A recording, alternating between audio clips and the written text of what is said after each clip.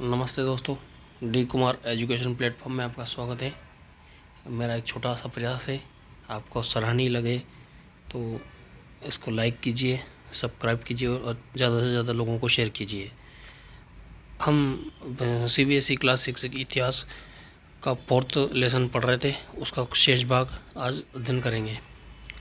लोगों की सामाजिक असमानताओं के बारे में पता। हड़प्पा संस्कृति के और प्राचीन युग के बारे में पढ़ रहे थे, जिसमें आगे का अध्ययन कर रहे हैं, जिसमें कि लोगों की सामाजिक असमानताओं के बारे में पता करना। पुरातत्वविद यह मानते हैं कि कंकाल के साथ पाई गई चीज़ें मरे हुए व्यक्ति की ही हो सकती हैं।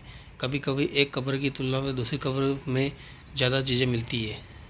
मानचित्र 2 पर पृष्ठ 12 ब्रह्मगिरी की खोजो। वहाँ एक व्यक्ति की कब्र में 33 सोने के मनके और शंख पाए गए। दूसरे कंकालों के पास सिर्फ कुछ मिट्टी के बर्तन पाए गए। यह दफनाए गए लोगों के सामाजिक स्थिति की भिन्नता दर्शाता है। कुछ लोग अमीर थे और कुछ लोग गरीब, कुछ लोग सरदार थे और कुछ अनुयायी। दोस्तों, ये यहाँ भी अमीरी और गरीबी वाली बात आ गई है सामने। जो अमीर व्यक्ति था, हालांकि वो साथ में कुछ नहीं ले जाता था, लेकिन उसकी कब्र में सोने चांदी के गहने दफनाए जाते थे। ये कहने की कोशिश की जा रही है यहाँ पे। क्या कुछ कब्रगाहें खास परिवारों की थी? कभी कभी महापाषाणों में एक से अधिक कंकाल मिले हैं। वे यह दर्शाते हैं कि शायद एक ही परिवार के लोग को एक ही स्थान पर अलग अलग समय पर दफनाया गया था। बाद में मरने वाले लोगों को फोर्ट हॉल के रास्ते कब्रों में लाकर दफनाया जाता था। इसे स्थान पर गोलाकार लगाए गए पत्थर या चट्टानें चिन्हों का काम करते थे, जहां लोग आवश्यकता अनुसार शवों को दफनाने दोबारा आ सकते थे। इनाम गांव के एक विशिष्ट व्यक्ति की कब्र। मानचित्र 2 में पृष्ठ 12 इनाम गांव को खोजो, जहां भीमा की एक सहायक नदी घोड़ों के किनारे की एक जगह है। यह जगह कब 3600 से 2700 साल पहले लोग रहते थे। यहाँ वयस्क लोगों को प्राय गड्ढे में सीधा लेटा कर दफनाया जाता था। उनका सिर उत्तर की ओर रखा जाता था। कई बार उन्हें घर के अंदर ही दफनाया जाता था। ऐसे बर्तन जिसमें शायद खाना या पीना पानी होता था, दफनाए गए शव के पास रख दिए जाते थे। एक आदमी 5 कमरों वाले मकान में आंगन में चारों पैरों वाले मिट्टी के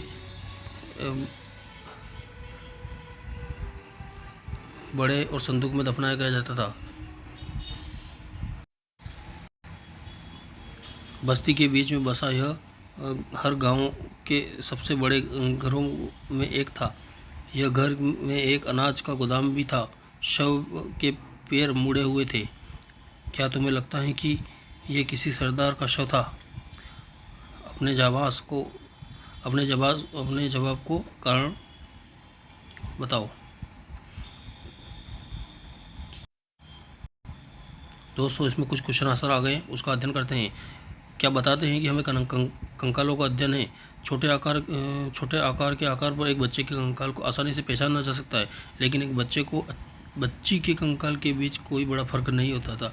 क्या हम ये पता लगा सकते हैं कि कंकाल किसी पुरुष का है या स्त्री का? कभी कभी लोग कंकाल के साथ मिलने सामानों के आधार पर इसका अंदाजा लगाते थे। उदाहरण के लिए, यदि कंकाल के साथ गहने मिलते तो कई बार उसे महिला के कंकाल मान लिया जाता था। लेकिन ऐसी समझ के साथ समस्याएं भी है। अक्सर पुरुष भी आभूषण पहनते हैं।